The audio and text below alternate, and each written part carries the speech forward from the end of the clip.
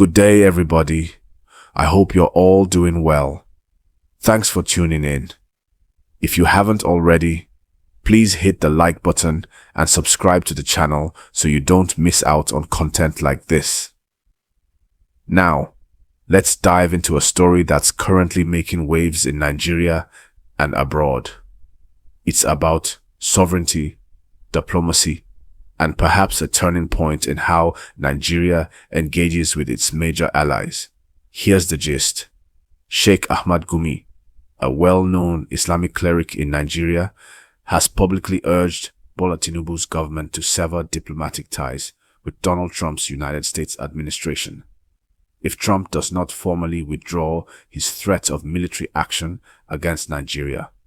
To unpack that, Trump had threatened that the US could halt all aid to Nigeria and even go into that now disgraced country guns a-blazing, unless the Nigerian government curbed what he described as the killing of Christians and targeted the terrorists allegedly responsible. Nigeria was also redesignated by the US as a country of particular concern on religious freedom grounds. Gumi's position is that this threat is an affront to Nigeria's sovereignty and dignity as a nation. He argues that the federal government must either demand a retraction or Nigeria must walk away from the relationship with the US in respect of diplomacy. So what does this mean? Why is this happening? And what's at stake? Firstly, there's the sovereignty issue. Nigeria is a sovereign state. When another country threatens military action against you, even if the target is said to be terrorists within your territory, it raises serious questions about how your government is being respected on the world stage. As one commentary puts it, the warning from the US unsettles Nigeria, raises concerns over religion, sovereignty. Secondly, the security angle. Nigeria has been grappling with insurgency, banditry, terrorism for years. The players include Boko Haram, Islamic State, West Africa Province, ISWAP, herder-farmer conflicts, kidnappings, and more. The US raising the possibility of unilateral military intervention or cutting aid puts pressure on Nigeria's security strategy. It could disrupt existing cooperation, intelligence sharing, and military support channels. Thirdly, the religious narrative. The trigger for the US position is its allegation of large-scale persecution of Christians in Nigeria. The Nigerian government contests that narrative, stating that attacks affect both Christians and Muslims, that the problems are complex and not simply religious. So this becomes more than a diplomatic spat. It touches on how the country defines itself internally, how it handles data, conflict, religion, and how external actors perceive it. Fourthly, the diplomatic and economic fallout. If Nigeria were to cut ties with the US, what would that mean for foreign aid, investment, military logistics, training, intelligence? Analysts warn such a move could hurt Nigeria's global image and investor confidence. Now, why did Gumi choose now to make this call? Some context. The threat from Trump and his team came after Nigeria's redesignation and after comments that the Nigerian government has not done enough to protect Christians, real or alleged. Gumi seems to be reacting to what he sees as an external actor, the US, dictating terms to Nigeria. He's using a strong-toned statement to push the government to act publicly. What should viewers, you at home, keep an eye on? A few points. Will President Tinubu's administration respond to Gumi's call? Will they summon the US ambassador, demand retraction, or proceed with diplomacy? Will the US back down from the threat or roll it out further? How will this affect Nigeria's partnerships militarily and economically? Could there be a cooling of relations with the US or a pivot towards other partners? How will the narrative about religion versus security evolve? Will more data emerge about who is really being attacked and why? What will the general public reaction be? Will Nigerians support cutting ties, or will they worry about the consequences? Let me pose a question. If you are advising President Tinubu, would you say, stand firm, negotiate tougher, cut ties if needed, or seek calm, maintain ties, avoid escalation? Drop your thoughts in the comments, and don't forget to like and subscribe for more discussions like this. Now, let me tie this to a broader trend. We are in an age where global diplomacy is changing.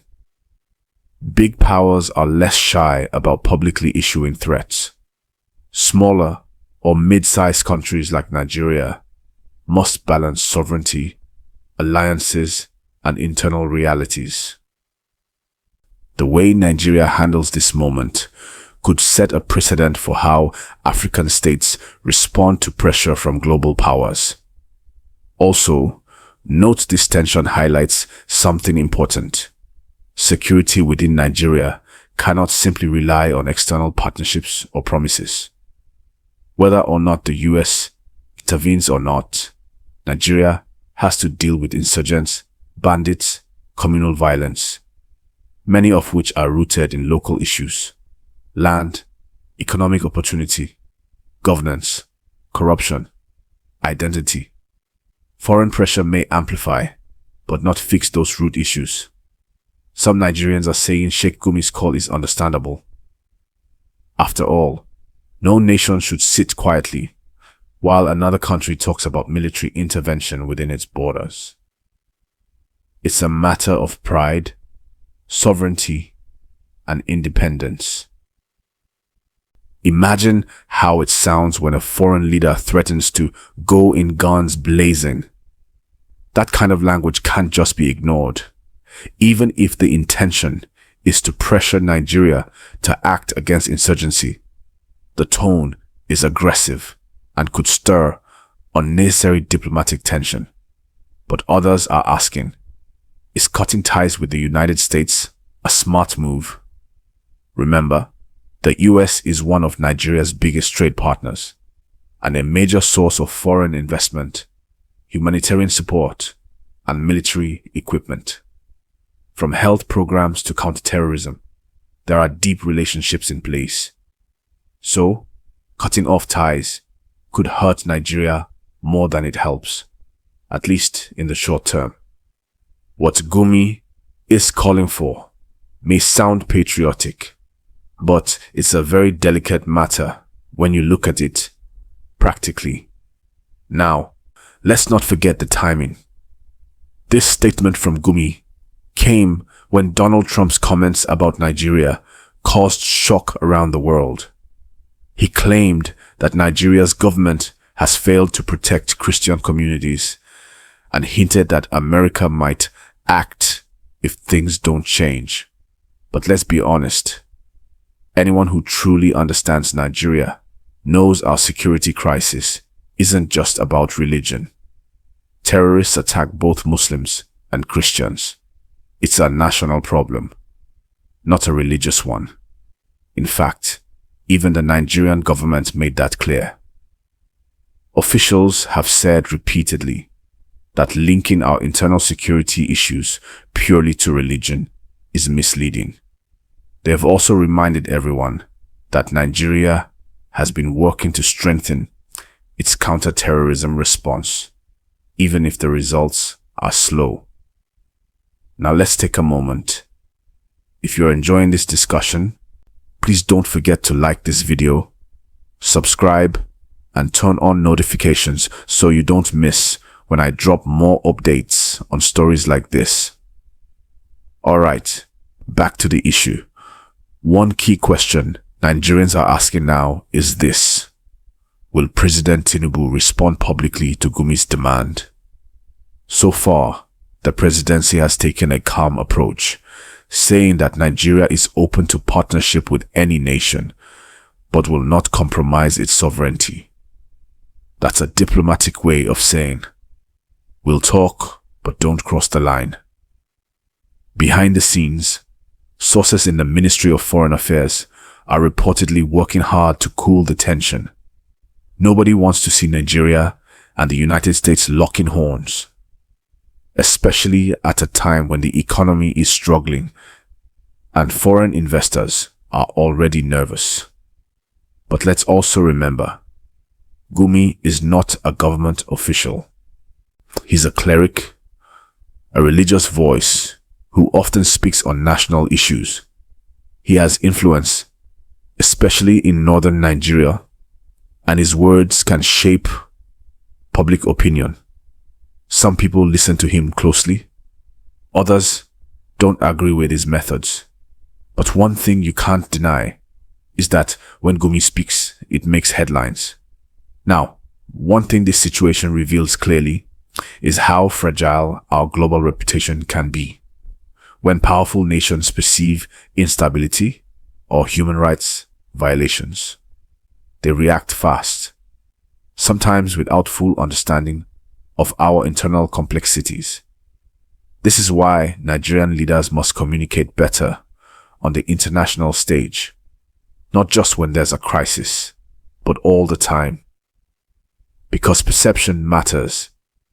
If the global audience believes Nigeria is descending into religious violence, it affects tourism, business, and even the way international media covers our stories.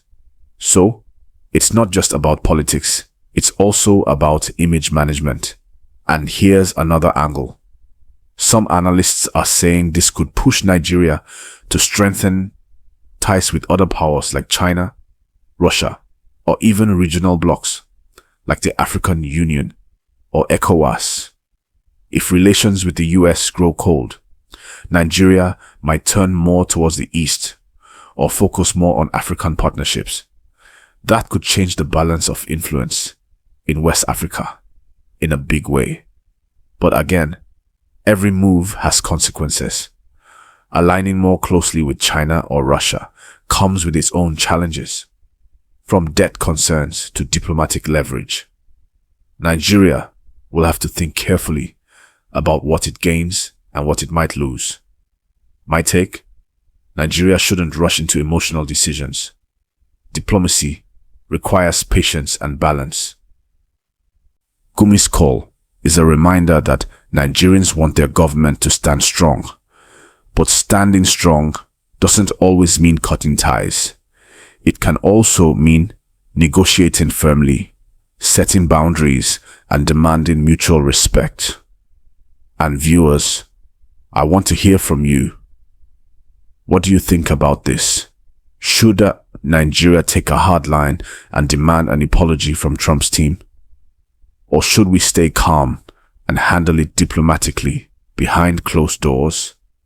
Drop your thoughts in the comments. Your opinion matters because this is our country we're talking about. Before I wrap up, let me say this.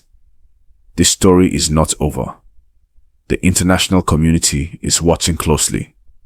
The Nigerian presidency, religious leaders, and the diplomatic corps will continue to play their parts. In the coming days, we may see more statements, maybe even a formal clarification from the US Embassy. So, make sure you hit the like button, subscribe, and stay tuned here, because I'll keep updating you with any new twists in this story. This is a moment for Nigeria to show maturity, strength, and unity, not division. Whatever happens, we must insist on respect from every nation, but we must also ensure our internal house is in order.